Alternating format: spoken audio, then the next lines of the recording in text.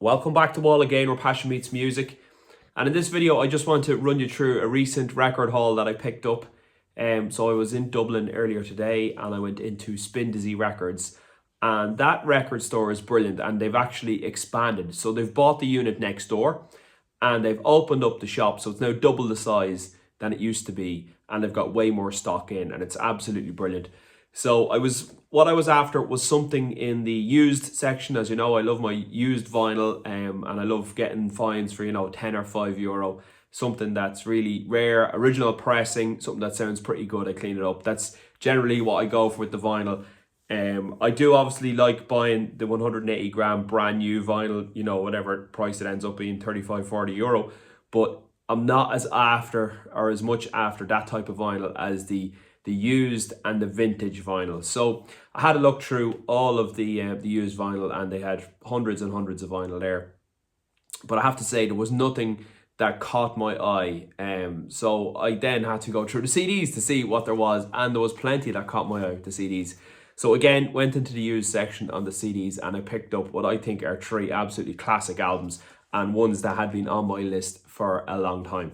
So the first one here is the Rolling Stones' Let It Bleed, released in 1969. I think this was their 8th studio album, which is actually hard to believe, but I think the first 5 albums are, a lot of them are covers. There's American versions and UK versions of the different albums.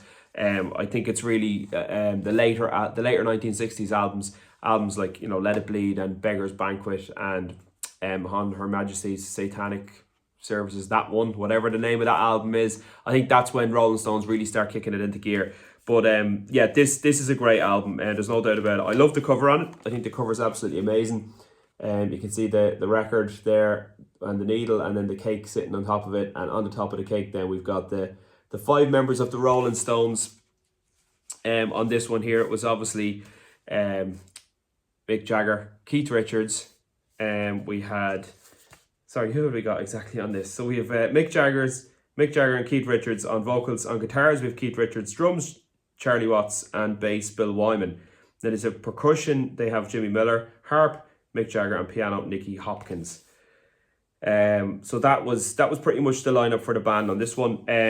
But I did notice when you open up the CD, okay, it shows the 5 members, and I think that's really cool to see all 5 members there. And then when you open up, they give a listing of the tracks, but the listing of the tracks inside is actually different to the listing on the back. So very interesting.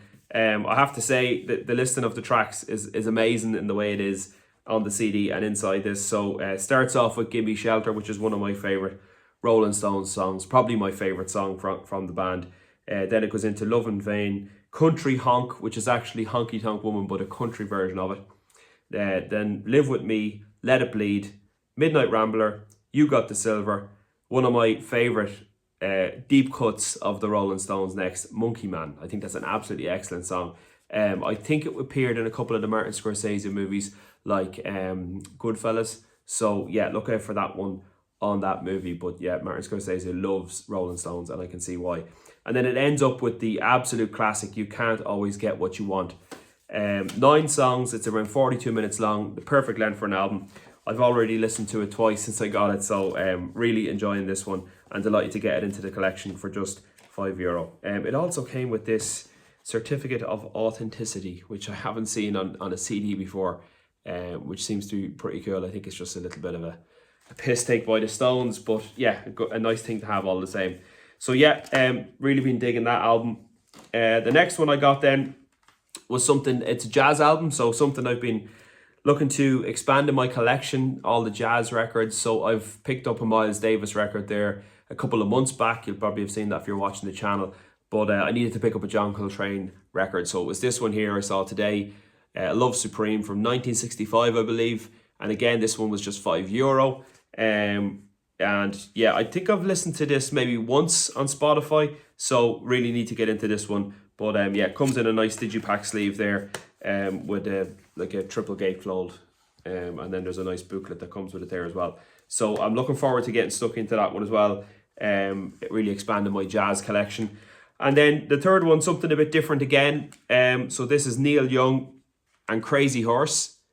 and it's the album Ragged Glory. So I saw Neil Young earlier this year, and he was absolutely fantastic. He was touring with his band, the Chrome Hearts, and I have to say they really are a throwback to Crazy Horse, because they're a great live band and they're kind of a rock band. So this is really where Neil was leaning into the kind of grunge, the godfather of grunge. He kind of got that tag in the 1990s for these kind of albums, you know, albums with bass guitar and drums, and they really sound heavy. But like some of the most familiar songs from this album would be maybe number 3, Fucking Up, and also the isn't there a title track on this one? No, there's not, but there's plenty more. Mansion on the Hill is a great song as well. Country Home is also brilliant. So yeah, I've listened to this album on Spotify once or twice, so I knew it was a classic album, and it was definitely on my list to get. So there you go, Neil Young and Crazy Horse, Ragged Glory from 1990.